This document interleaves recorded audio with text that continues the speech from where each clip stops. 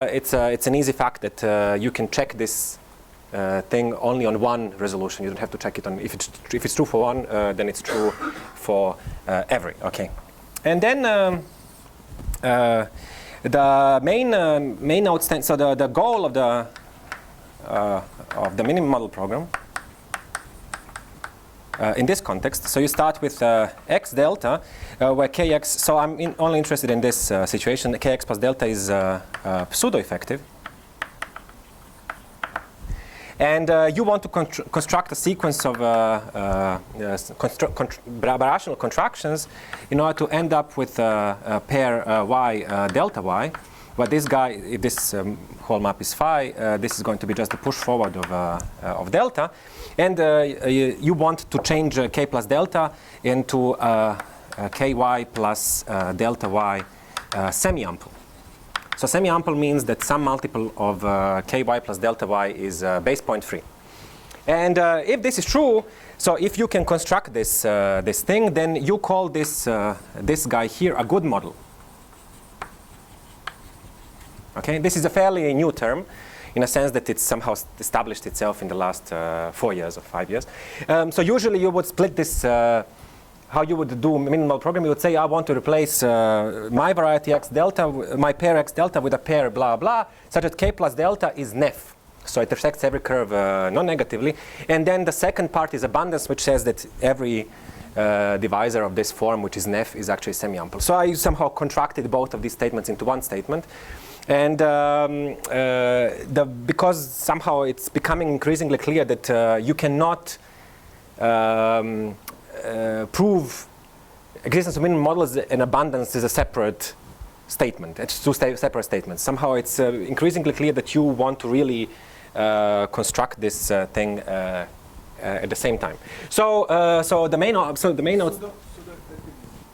So it means it's a limit. Yeah, it's on a closure of effective cone. So it's so this means that it's in the closure of the effective cone.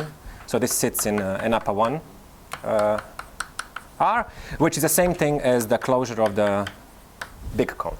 So it's the same. So it's the same thing. Okay. So the main outstanding the goal is prove the existence of good models. So if you can prove for existence of good models, so that means that for every such pair that there exists a good model, and if you can prove existence of good models, then for example abundance conjecture is true. So abundance conjecture says that on a minimum model this log adjoint divisor is semi-ample. Okay, so what's known? So known facts. That the semi-ampleness is part of the definition of a good model. Yes. Yeah. So the abundance conjecture. Okay, so I didn't want to talk about this, but abundance. If you have such a pair y delta y such that ky plus delta y is nef is in the closure of the ample cone, then it's semi-ample.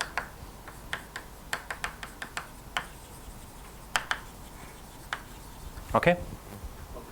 So the whole minimum model program somehow tells you that minimum models are good models. That's the. So this is a minimum model.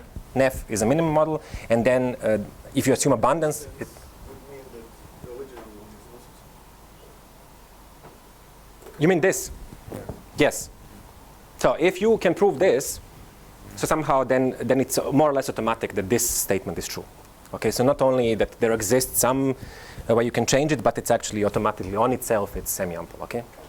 Okay, so what is known? So known is existence of good models for varieties of log general type. So log general type means that kx plus delta is not only pseudo-effective, but it's a big. So in some sense, in 99% or in 100%, if you take a metric, no? So in 100% of the cases we know this conjecture. But we do not know it for everything. And this is one instance where, for example, 100% is not everything. And this is quite remarkable. So this is of course BCHM. And plus Kawamata. Plus Kawamata. So this is 2006, I suppose. Kawamata is and Shakurov in 85, I suppose, 84, 85. So one part, so for example, abundance in this particular case was known for 30 years, and the existence of minimum models was a difficult thing. Okay, and then we know it in some additional cases, which I will say a bit later. Okay, so this is a very difficult statement, and then as you see, I mean, somehow we know it when k plus delta is in the interior of the pseudo-effective cone. We do not know it when it's on the boundary, and even though you might say, this is somehow 0% of the remaining stuff, it's a crucial statement. I mean, somehow, more or less, assuming that something is big is, even though it's 100%, is almost never the case, right? So somehow it's a very psychologically it's a very problematic statement. However, it allows you, this particular statement it's a relative statement. So relative means that if you take a morphism x over y and the map is birational, then because in that case every divisor is relatively big, so you can run relative MMP in this birational case. Okay, so that's and that also has remarkable consequences. Okay, so. Okay, and just as a for people who know, just as a remark, this is equivalent to say that there exists MMP on kx plus delta, so on x with scaling of ample divisor. So just to make a remark, so you might say, okay, I want to find a map from x delta to y delta y, such which is a good model.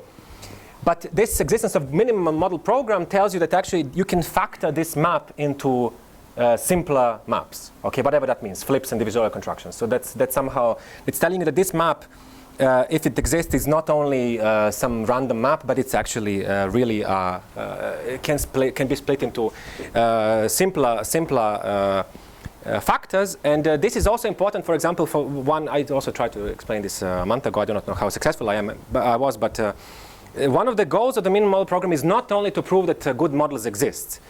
This factorization is important because many conjectures, for example, if I want to prove a conjecture A on all varieties x delta of this type, and the goal is to somehow reduce the conjecture to the case of the good model where the variety behaves better, and then somehow to pull back the statement on my original variety. For example, to give you one example, originally, so now we know that CU proved in 2000 something that invariance of genera for all pairs of this type, and more or less. And originally Nakayama in '85 proved this statement assuming the minimum model program. So somehow you can see that somehow you perform some minimum model program, and then you can pull the statement back on the x delta. So this is a useful. What I want to convey that this is a useful program, not only in the sense of. This is really this is cool. This is I do not know how else I can convey. Okay, so there are two. So now there are two types of varieties. So let's recall that a variety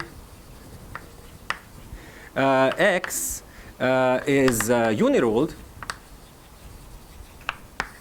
if there exists a generically finite map from pi1 across another variety. So this is a rational map to X. Okay, so where dimension of, so of course dimension of Y is the dimension of X minus 1. This is a birational statement. So this is so uniruledness is preserved in clearly, by definition, in the rational equivalence class. And you can show that even though somehow this tells you that this is happening on an open subset of Y, this is equivalent to say that through every point on X there is a rational curve. And the rational curve, I mean a singular rational curve, not a smooth. Okay, and we say that a pair. So a pair is uniruled if X is uniruled. And similarly for non-uniruled. Okay? And our main result, so, and I will try to put, so somehow, I think people, when they first see this result, then they're skeptical. When they see the proof, they say, oh, of course, this is easy. So I want to convince you that indeed it's not amazingly difficult. However, psychologically it's difficult, which I'm trying to. So abundance for non-uniruled KLT pairs in dimension n implies abundance for uniruled KLT pairs in dimension n. So assuming existence of good models in dimensions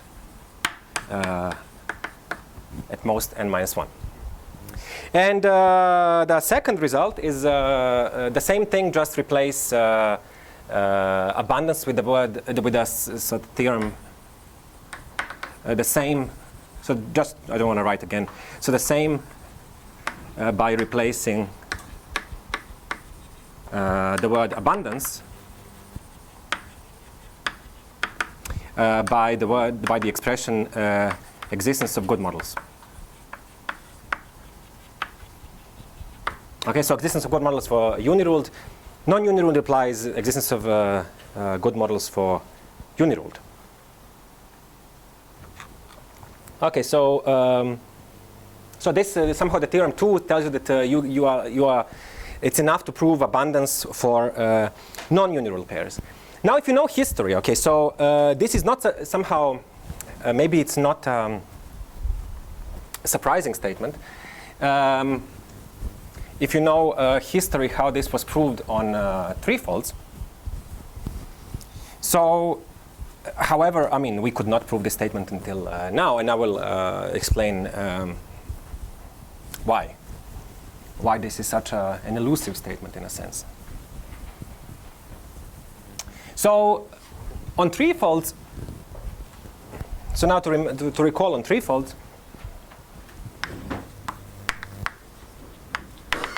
so on threefolds abundance and the existence of good models is an old result, okay? So it's 25 years old, I suppose. So on threefolds, so Miyaoka and Kawamata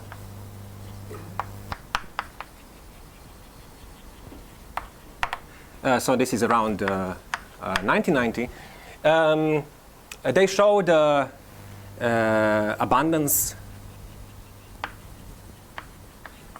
for terminal varieties. So terminal in terminal is almost smooth. So terminal, you just in the definition of KLT, you put delta is 0, and you replace that that R is effective divisor, more or less. Okay, so they proved abundance for terminal. So this is almost smooth. So this is.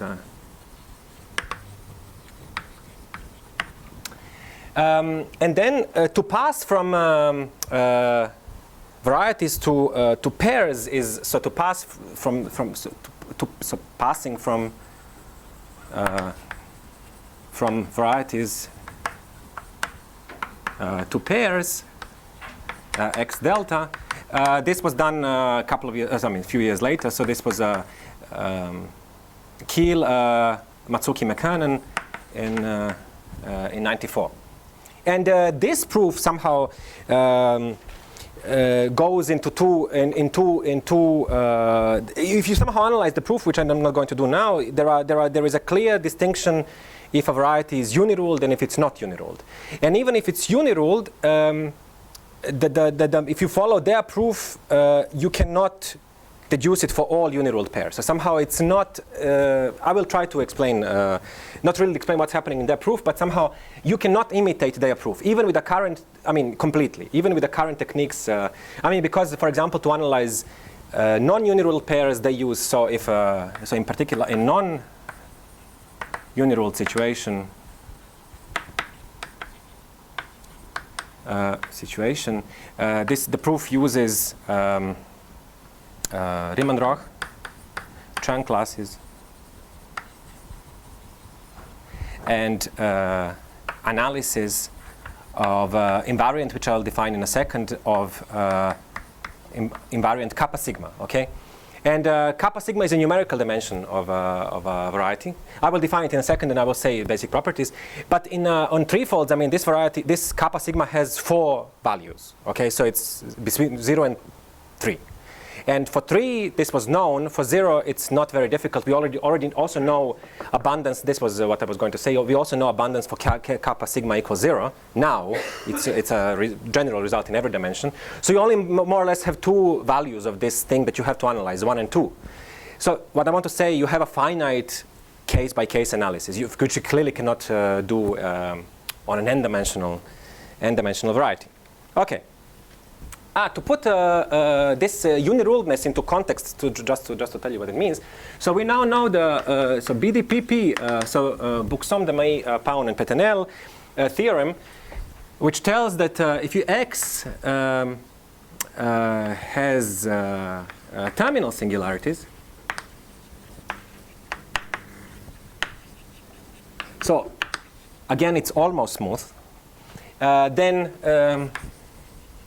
Kx is not pseudo-effective if and only if X is uniruled. Okay. So just to put this into context, so say that you start with X delta. Yeah. Not everything okay. So fx delta is a KLT pair, and then what you can do to a KLT pair, you can somehow this is something called terminalization. So even a Q factorial. Now that it's not very the name is not very established, but let's say Q factorial terminalization. So you can somehow replace, you can modify every KLT pair to make it into a terminal pair. So this is now terminal pair. So what this means, and this is in a sense crepant map. So you're not introducing anything. So this guy is just a pullback of Kx plus delta. So this pair is really a pullback of the pair from below. Okay. So what this is telling you is more or less that, and this guy is uniruled if and only if this guy is uniruled. So basically, what this is telling you that the assumption on this that a pair is so if x delta terminal, then it's uniruled or not uniruled. It's more or less the same thing. So if it's Kx is pseudo-effective. I have to think x delta is uniruled. So just yeah, okay. So let me say it like this. So here x is uniruled. This guy is not pseudo-effective. So somehow, if you are starting with a KLT pair, you can always assume it's a terminal pair, and then you can always reduce to the question whether this KY is pseudo-effective or not. So you always assume that K plus delta is pseudo-effective, but the difference is whether K itself is pseudo-effective or not. So the situation is like this. If it's a uniruled pair, then Kx is definitely outside of this is a pseudo-effective cone. But K plus delta, so delta is somewhere, I do not know where, but K plus delta is definitely in the pseudo-effective cone. Okay, so this is somehow the thing. Okay, so okay, so you will see somehow. I will aim to give you more or less the complete proof module or some very technical result. So I have 1 hour 10 minutes, right, for talk. Okay. So so what I'll try somehow to aim to give you more or less the complete proof. And the issue with this, the whole business, okay, so is when you find the right proof, then it's not so difficult. But finding the right proof is problematic because more or less because of psychology. Because in this birational business, you assume that all proofs should be birational. And as you will see, this proof is not birational. And that's somehow that's what I'm, so yeah, you will see. You're proving which one of these theorems? I'm proving theorem 2, so yes. So I'll prove theorem 2, and theorem 1 is slightly more involved, just slightly. Okay, so there is, but theorem 2 is know that we are more or less, in a sense, interested only in theorem 2. Because theorem 2 is telling us that we can prove abundance, so we can prove existence of good models.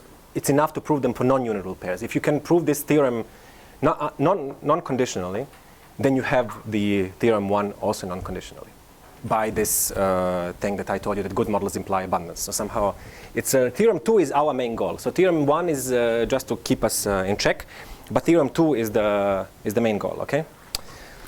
So the main goal is to avoid dealing with unirule. That's right.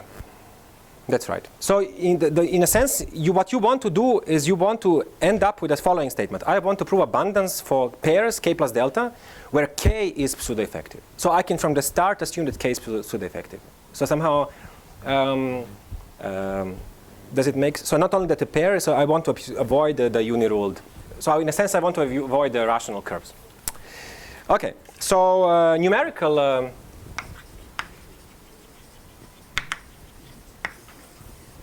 Kodaira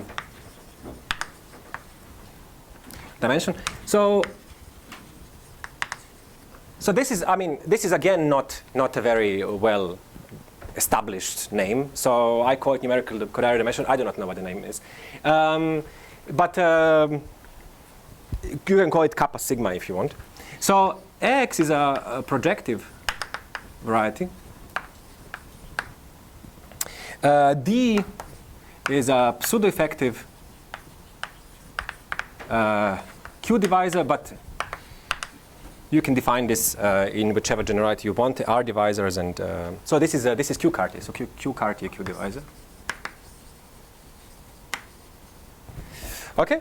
And so, I mean, the definition itself is not really important. I mean, I will mention the basic properties, but I just want to, for the completeness, that you don't think that I'm telling you something which does not exist. So this is some intermediary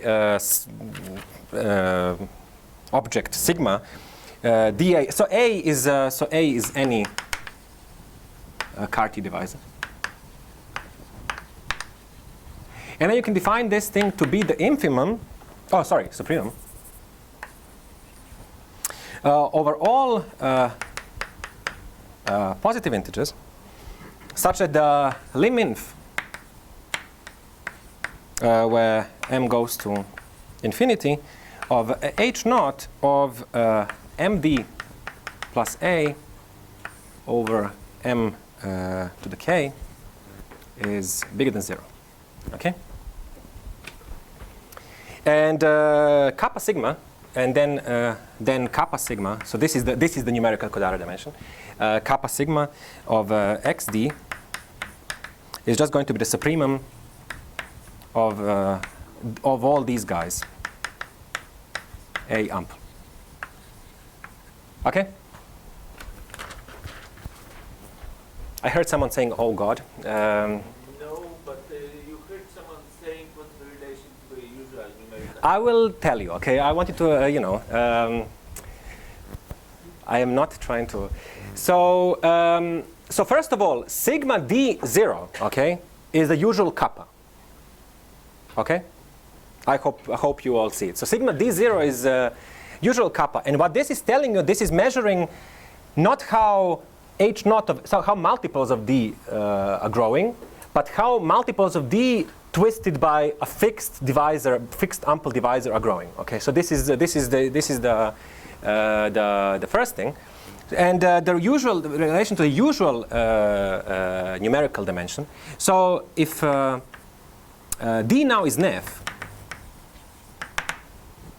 then this is exactly the usual numerical dimension. So this is the kappa. So this guy kappa sigma is the maximal number k, such that if you take this divisor d and you raise it to the kth power, you make it a cycle, whichever n minus k cycle it is. This is not 0 as a cycle, not numerically. I mean, it's not 0 cycle. Okay. Okay. So an f divisor of numerical dimension 0 is 0. I mean, yeah? So so this is the standard. In a sense, this was somehow this definition was introduced by Kawamata in 80 something. And this was the generalization of Nakayama, and somehow you can show that if this is nef, then these two guys are really the same. Okay? Does this answer? Yeah. Okay. So okay. And okay, why do we care? Okay. So I do not care what the definition is. What I do care is the properties of this kappa sigma. So what Kawamata proved. When he introduced it, he proved it, and that's why we care, actually. So when he introduced it, he proved that if you have a k plus delta, now you're on a minimum model and k plus delta is nef, then it's abundant, so then it's semi-ample, if and only if kappa is equal to kappa sigma. So that's somehow, if you're already on a minimum model. And that's somehow something similar is true for good models. So facts.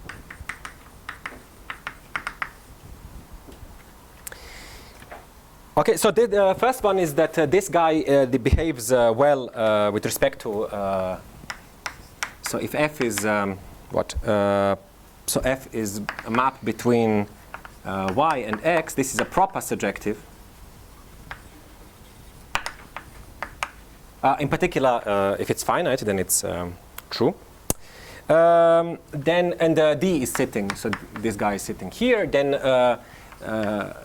Both kappa and kappa sigma behave well with respect to this thing.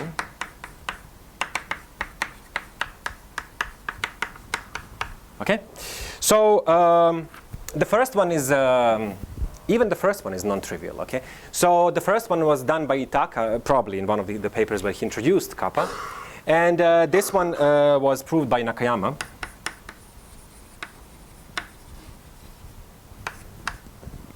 And it's slightly more involved. Then if f as above is birational,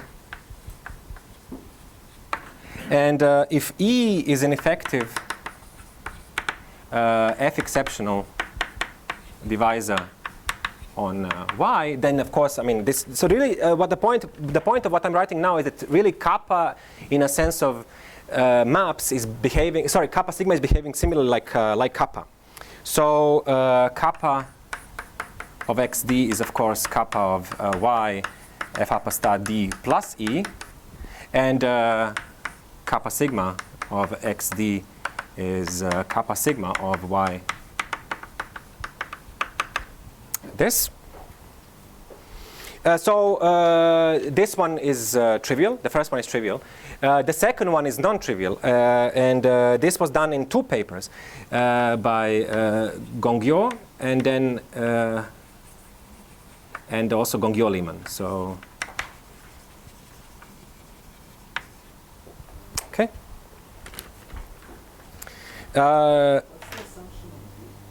Anything. The Q, the same thing as here. Q Cartier Q divisor so far. So the multiplicity of T is not important as long as it's positive, is that right? That's right. That's right. Okay. Then, okay, so I mean, we do not care about the definition of this thing, so I will just write the further properties here. The further one is that, and now this is the crucial one for us. So if X delta is now a KLT pair, then this guy has a, so this has a good model if and only if kappa of kx plus delta is kappa sigma of kx plus delta, okay? Can you open the window? Really? Ah, okay.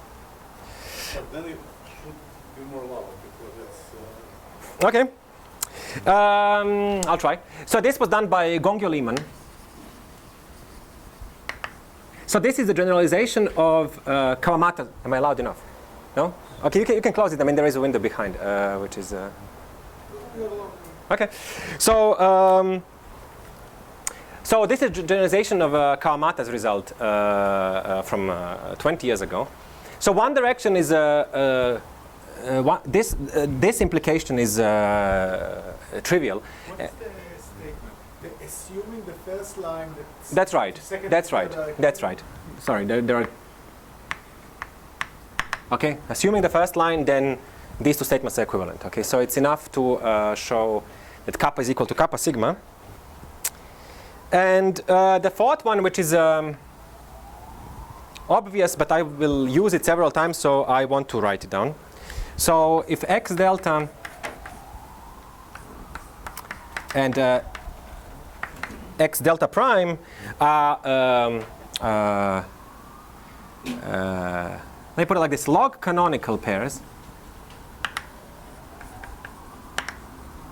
So log canonical is almost KLT, okay? If you're not happy with log canonical, replace log canonical with KLT. It's just in definition, you assume that all these coefficients are not strictly bigger than -1, but they are, some of them can be -1. D and D prime are effective Q divisors.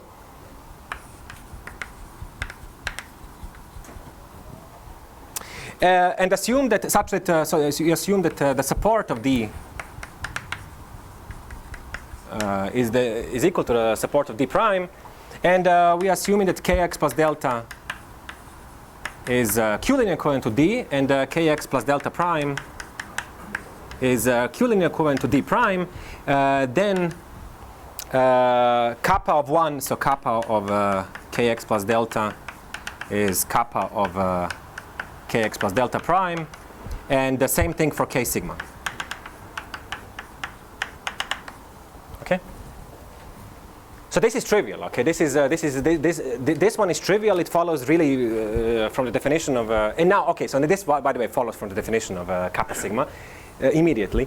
But I just want to write it down because I will use it, I think, several times, so that we know what's happening. Okay. Okay, so Did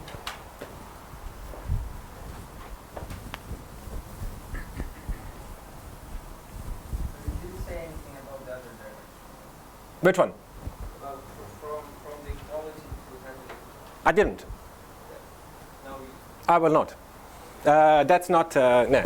So I mean, it's not a trivial result. So it's using it's using almost everything that we know about minimal program. Okay, so it's yeah. Okay, so the main technical result.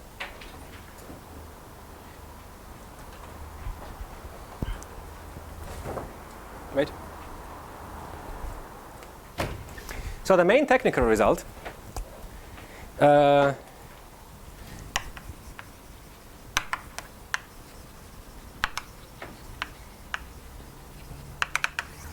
is the following.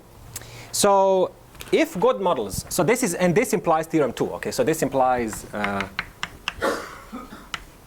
theorem 2 by using BDPP result that I mentioned before. So this is really, I mean, if you know this result, then the theorem 2 follows in 1.5 lines. So if good models exist for log smooth, so log smooth, sometimes it's called a SNC pair. So it means that log smooth pair means that everything that you is the most brilliant pair that you can imagine. The variety is smooth, and the divisor is simple normal crossing. So that's what means log smooth. Log smooth pair, KLT pair, X delta, with the linear system KX non-empty. So now I'm not only assuming that that this guy is pseudo-effective, I'm assuming that this guy is the PG is 0. PG is not 0. X is smooth here? Log smooth. So yes, X is smooth, delta simple normal crossings. So what does it mean, the KLT? You are Oh, sorry, yeah. Yes, that's right. So it's automatic. So it's if you have a that. So in this case, that means that the coefficients of delta are smaller than 1. So that's the some positive multiple of KX is not empty. no, KX is not empty. Yes, really, the linear system is not empty. Okay. Then good models exist for uniruled KLT pairs in dimension n.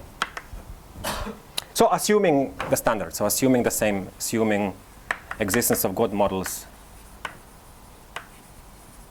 in dimension at most n minus 1. Okay? Okay, so this is what we'll prove. Okay, so reduction step. So there are several reduction steps,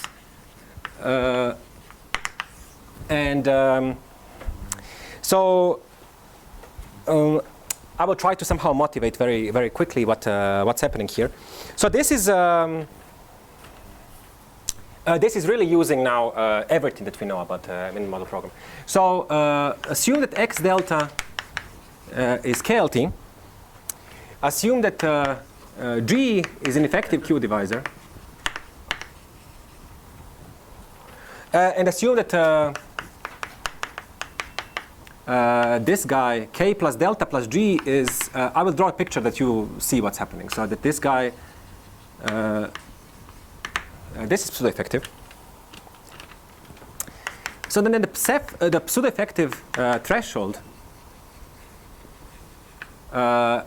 is, in this context, is tau of X delta. So of the pair with respect to G is the minimum of all such T in R. Of course, this, I mean, this has to be positive, non-negative, such that Kx plus delta plus Tg is pseudo-effective. Okay, so the picture is like this. So the pseudo-effective cone is somewhere here. And I have no idea where K plus delta is. And K plus delta plus G is somewhere here. And then I take the, so this is the point which corresponds to K plus delta plus Tg, plus tau G, okay? So this is the point where this guy intersects the pseudo-effective, the boundary of the pseudo-effective cone, the first time. Okay, and then theorem I also want to, so this theorem is somehow to put into perspective what we knew before, okay? So this is Demai, Hakon, and Paun from, so it's proved in 2010, but so published recently. So assume existence of good models in dimension at most n-1, so the same assumption as we had. Let x delta be a KLT pair. G is as upstairs, so G Q divisor. And I assume that the pair, when I add this guy, K plus delta plus G, the whole thing is KLT. And you will see how this comes up in the assumptions. And really assume that we have a picture like here, so that this guy is pseudo-effective, but this guy is not. So that Kx plus delta is not pseudo-effective, and Kx plus delta plus G is pseudo-effective. Okay? And then you are interested in this point. So what's happening in this point where this guy intersects the pseudo-effective cone? And what these guys prove is that denote this guy buzz, denote this tau as upstairs by tau. Then what they show is that tau is rational, okay? So it's a priori very not clear that this is a rational point, because this cone might be very wild. But it's telling you that in this adjoint case, this log case, it's not very wild. It's actually, so this is rational. And that this point here is a priori just it's a pseudo-effective divisor. But what these guys prove is that actually this guy is effective. So kappa of this guy delta plus tau G is at least 0. Okay? So this is non-trivial. This is highly non-trivial. I unfortunately don't have time to say almost anything about the proof, but it's using minimal model program, everything that we know, some ACC results, whatever that means, and so on. Okay. So what we noticed is that their proof, without almost any change, gives something stronger.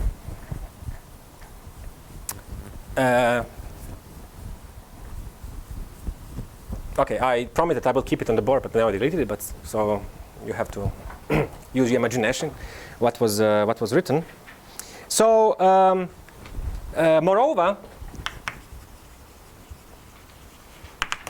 not only that this guy is effective, but there exists a good model for the pair.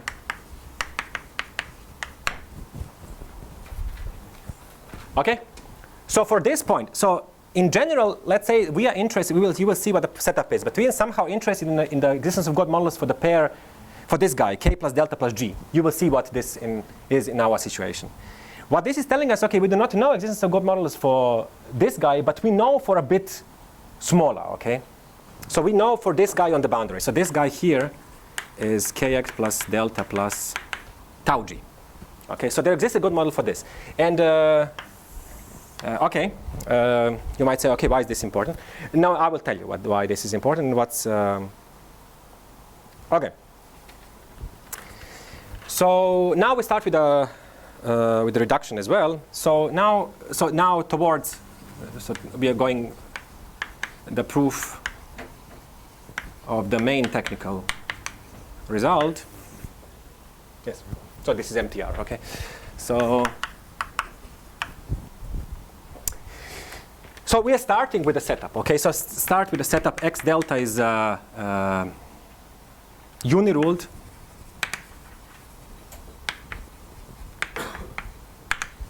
KLT pair. And again, by this trick, by passing to a terminal model, so pass to a terminal model, can assume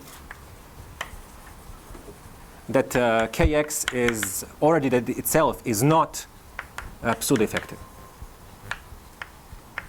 because we are on a uniruled guy and then passing to terminal, we can assume that this guy is terminal, and in that sense, in that case, this guy is not pseudo-effective divisor. Okay. Okay. So what is the setup? So we want to. This is our setup. Kx plus delta is here, and Kx is here. Okay. So this is the picture, and we want to show that this guy here has a good model. Okay. So now we go to the theorem star, this result. So now you are using, so in this situation, delta is going to be 0, and G is going to be delta, okay? And in that, if you apply this, so from theorem star, implies that kappa of Kx plus delta is non-zero, okay? Just apply the theorem for delta equals 0 and G equal delta. Okay. So now, so this is the situation. Okay, maybe the picture is misleading. Okay. So what can happen is this. Say that this is a pseudo-effective cone.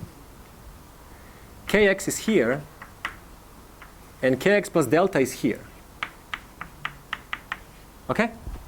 So Kx plus delta is not necessarily in the pseudo-effective cone inside, okay? And Kx plus delta, so now what I'm denoting, so now the same thing like this, denote by tau this pseudo-effective threshold for the pair x0 and delta, okay? So what I'm doing, I'm making delta smaller and smaller until I hit the boundary of the pseudo-effective cone. So now this point here is a Kx plus tau delta. Okay? Good. And note that tau is smaller or equal than 1 by definition, because K plus delta is pseudo-effective. And it's strictly bigger than 0 because Kx is not pseudo-effective. Okay? So we have two cases. So case 1, tau is equal to 1. And then we are done by theorem star. Okay. Okay. And case 2 is the crucial thing. What happens when tau is smaller than 1? Okay. So now tau is smaller than 1. Then there exists an effective divisor, Q divisor. So this is again by theorem star. So we're using theorem star all the time. So by theorem star, there is an effective Q divisor such that Kx plus tau delta. So Kx plus tau delta is also effective. So it's on the boundary of the. No? I'm lost in notations. Yeah? Here you're missing tau. It's kappa of Kx plus tau. Yeah, okay, fair enough. Okay, yeah, I can also assume tau or. No, okay. That's right. So, okay, that's absolutely correct. So it's making even my life easier. So. This thing implies that there is a Q divisor, effective Q divisor, such that this is this. And then what does this imply for K plus delta? Then, I mean, this is trivial. Then that K plus delta is d tau plus 1 minus t d. Okay? Delta, sorry, delta. Okay? I didn't do anything. I just added 1 minus t delta on both sides. Okay? And I'll denote this guy by D. Okay? So the point of this whole exercise is that the support of delta is then in the support of D. Okay? So the point of this thing is that the support of delta is in the support of D. Okay? So this was all not very deep.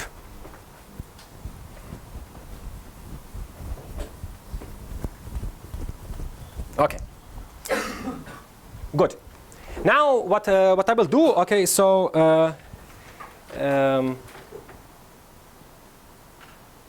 okay. So now do a log resolution. So take a log resolution f from y to x. So then you can write ky plus gamma. For some divisor gamma, I will say what it is. So Okay, so if you take a log resolution, you write a ramification formula, and then you will have this R. I just messed up my, okay. I have a divisor R here, which is in general has positive and negative components. What I'm separating positive and negative. So I'm putting the negative ones on this side. So this is effective, this is effective. And because this guy is terminal, what I know that this guy is actually a proper transform. So this is a proper transform of delta. Okay, you can. So this is because the pair x delta is terminal. This is by definition. I didn't define what it is, but trust me, okay, that this is by definition. Okay. Okay. In particular, so this guy here is Q-linear equivalent to f upper star d plus e, and I call this guy, let's say, dy. So in particular, if this guy is just a proper transform of d, this guy is a pullback of d by this result, by this thing that I had there, gamma, so the support of gamma is in the support of dy. What I did by this exercise is just replace any pair by log smooth pair. So that I made everything smooth and simple normal crossing. So I just proved that by taking a log resolution, all my assumptions which are there are preserved here. That's the whole, I didn't do anything deep. And also because of the properties of K and kappa and kappa sigma, kappa of this guy is kappa of this guy, kappa sigma of this guy is a kappa sigma of this guy, okay?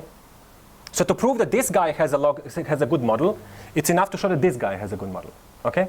So that's the whole point. So, so kappa is preserved in a sense, and kappa sigma is also preserved.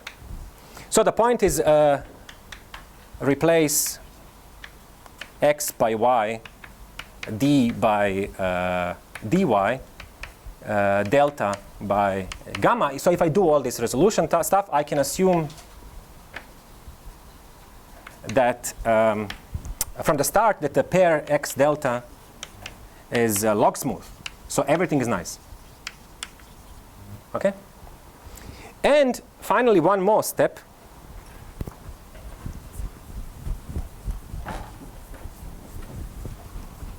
One more step.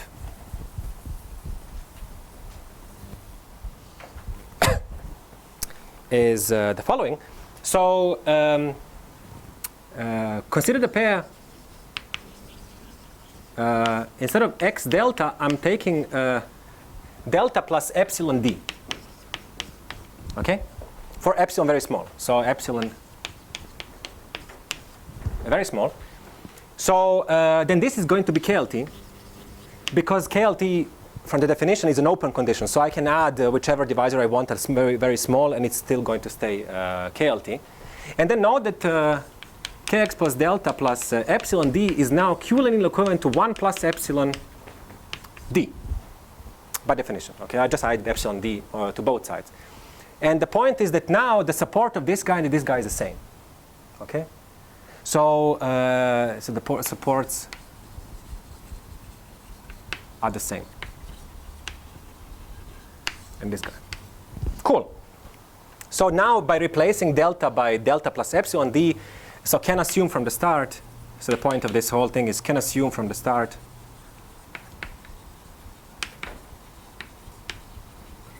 that the support of delta is equal support of d. Okay? So all these reduction steps for this. And now I do not want to write the main technical result again, but if you have been writing the main technical result again, then replace the word KLT by log canonical.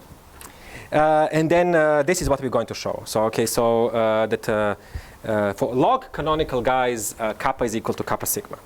Okay, so main result number 2, say, is that so assume in this situation that x delta is log smooth, log canonical. So just to spell out what this means, when the guy is log smooth, that just means that the coefficients of delta are smaller or equal than 1. Okay, so it's an effective divisor. So they're bigger than 0, but they're smaller or equal than 1. So that somehow, this log canonical condition is just a numerical condition on the coefficients of delta. There is nothing deep. So it's so assumptions are the same as in the main technical result number 1 that I deleted, and assume that there exists a D effective Q divisor such that kx plus delta is D. So we are in this situation, and the support of delta is equal to the support of D. Right? Then kappa is equal to kappa sigma. So then kappa of kx plus delta is equal to kappa sigma of kx plus delta. And in our situation, because we are in a KLT case, this thing then implies by this Gongiol-Lehmann result that this thing has a good model. Okay. Okay.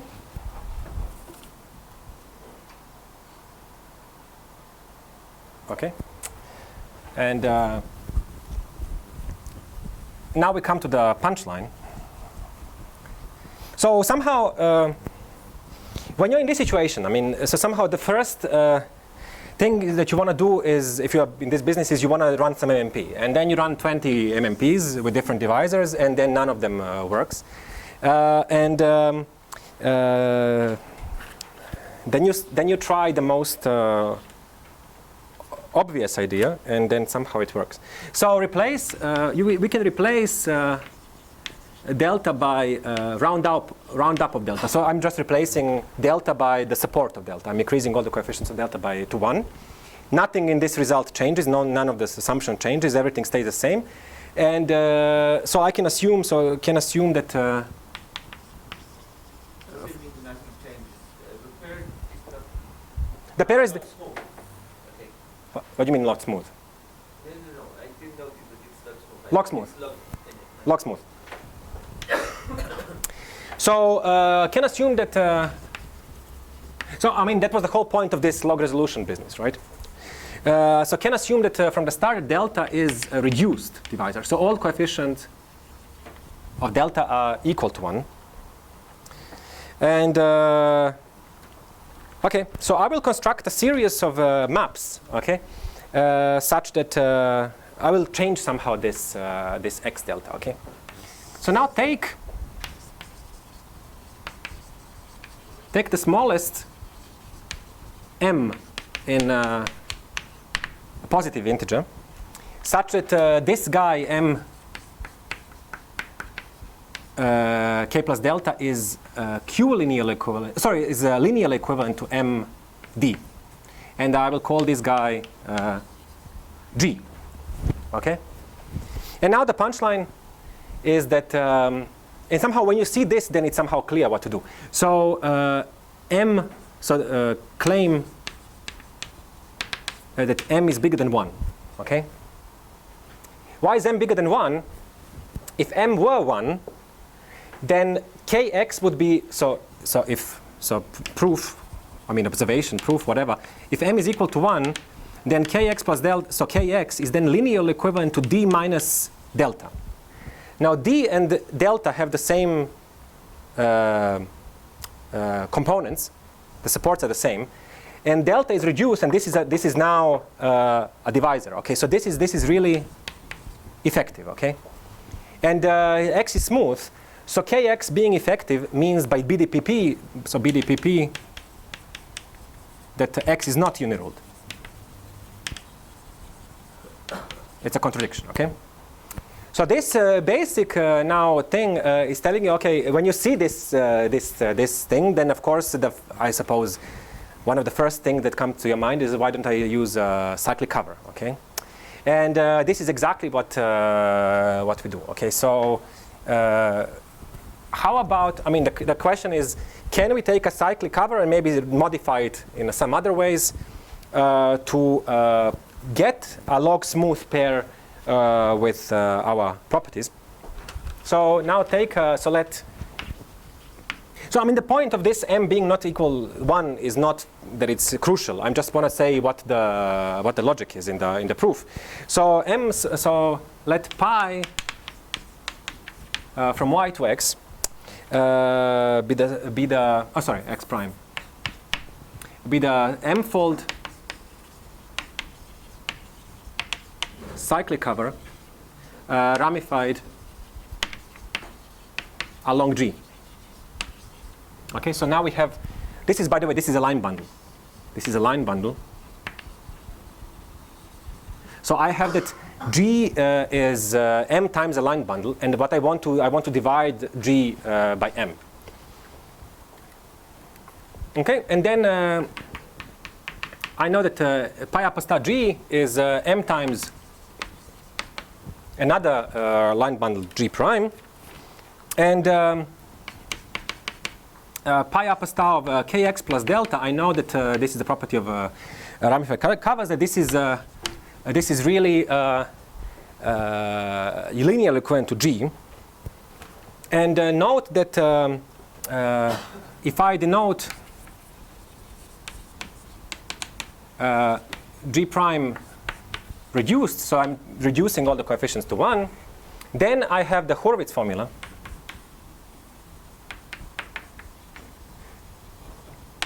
That kx prime plus delta prime is pi upper star kx plus delta. So this is just Hurwitz, okay? Okay, so this, and then now, so this again is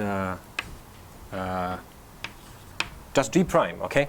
So now you are in the situation that this, you have a pair kx plus delta prime, kx prime plus delta prime is linearly equivalent to G prime, and delta prime and G prime have the same support. Okay, this is by the setup, and there is a general result which is in the book of Kolar-Mori, which is telling you that if you start in this situation, you take a ramified cover or whichever cover you want, and you start with a log canonical pair, you end up with a log canonical pair. So this guy x prime is a log canonical. Okay, so I will end in 5 minutes, okay?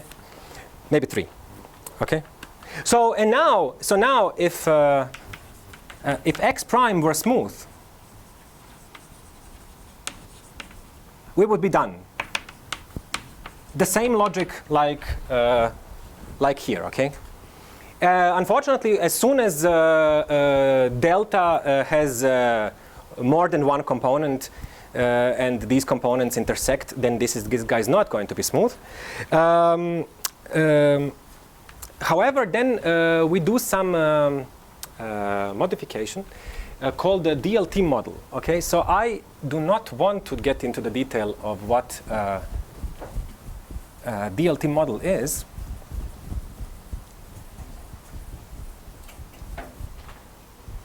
So then what we do, so now we are on this pair x prime delta prime, and then we can take something called DLT model, let's call it F. So it's a nice map in the sense that kz plus delta z is equal to f upper star of k x prime plus delta prime. Oops.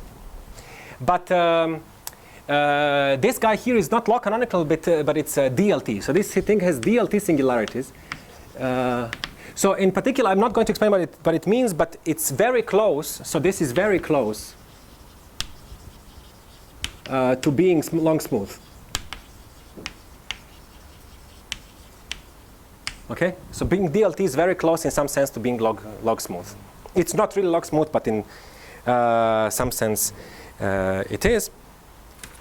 And then, okay, so but let's pretend that this map is identity. Okay, that this is somehow log smooth from the start, and then claim. The crucial claim is that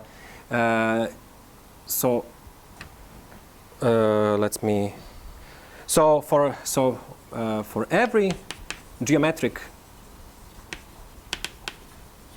valuation E prime over Z, the discrepancy, I will say what it means, the discrepancy of this thing is an integer. So discrepancy is just when you take this formula, something like this. So this is now going to be kz plus delta z. If you take a discrepancy, so the formula like this, it's a coefficient in this divisor, either e or gamma. Okay. So the point is that if you take something like this, a formula like this, or both of these guys, gamma and e, are integral divisors. Okay. And okay, so this is non-trivial, and this follows something that I have to skip from the behavior of discrepancies along finite maps. Okay, and you also see how valuations change when you pass from a variety to a finite cover and so on. Okay, and then when you do this, and then finally, note that kappa and kappa sigma along all these steps do not change, okay? Because every time we pull back by a proper surjective map, and our pairs do not change. And then finally, I would just say in a few words, what you do is now take a log resolution, because now this guy also does not have to be log smooth, but take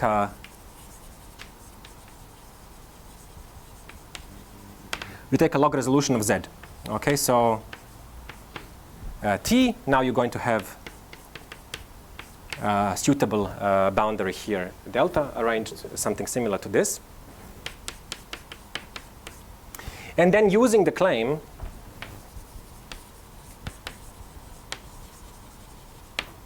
and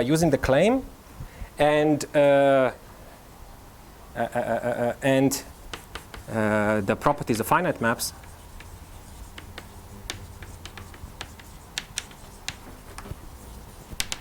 you can show that some multiple of T has sections. Okay?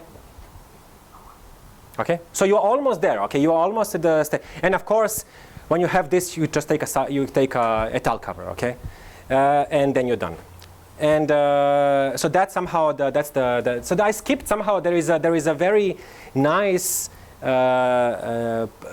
somehow theorem about how discrepancies change, and somehow this formula is very nice. It follows from this. There is a formula how these things change, and this thing follows from this result. But I unfortunately cannot do it here. But I mean, there is some nice geometry which is hidden behind this thing, which I cannot talk about. Okay, thank you.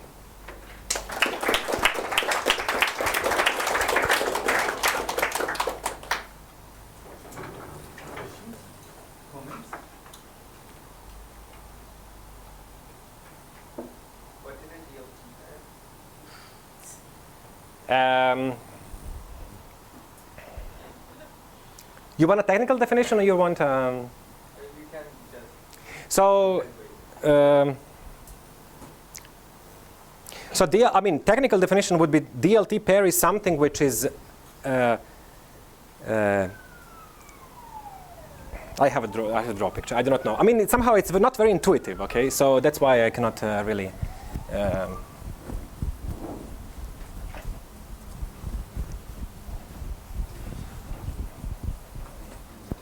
So the DLT pair is this. So it's, if this is your variety X, and then you have a X delta, and you say that X delta is DLT, if here you have a open subset, so this is U, open subset, and inside of this subset the X delta is KLT, okay? And outside of this subset is log smooth. Yeah. So I mean, if you restrict the whole thing, X delta on U, it's KLT. And outside, so if I restrict of this guy, so X minus U is log smooth. Okay? So it's either, in a sense, it's either KLT or it's log smooth. In the sense, it's a very close to log smooth. If I start with so every log smooth pair is clearly, by definition, DLT. Okay, so it's not only log canonical, but it's DLT. If I start running MMP, so if I start with a log smooth pair, okay, so if I start with this guy and I start running MMP, this I mean, each of these guys in the MMP are going to have DLT singularities. If you start with logs, So every result of a minimum model program, or starting from a log smooth pair, okay, will be DLT. class does this trigger? No, by MMP. Yeah. No. Terminal singularity is the smallest class. No, I mean if you start with log smooth, then DLC is where you. That's right. That's the smallest, largest. Yeah. No. So in that sense, it's very. I mean, it's also close in this sense because the set where the things are bad in a sense, but these things are not KLT, happens on a log, on a log smooth thing. And also, if you start with a log smooth pair and you run MMP, then you end up with DLT singularities. Okay. You have to assume something like U is like the complement of the dimension 1. No. Oh, just R, so it can be the whole X. If it's the whole X, then Then it's just a KLT. no. Sorry, then it's just a KLT pair. That's right. So, I mean, in particular, KLT implies DLT. So Okay. No questions? Okay, so let's thank Vlad again and say 15 minutes. We are slightly behind the times. Seal's result on variance for each Yes. other. Is this a theorem really, or is it just We'll be filing a slate. without assuming that it's the big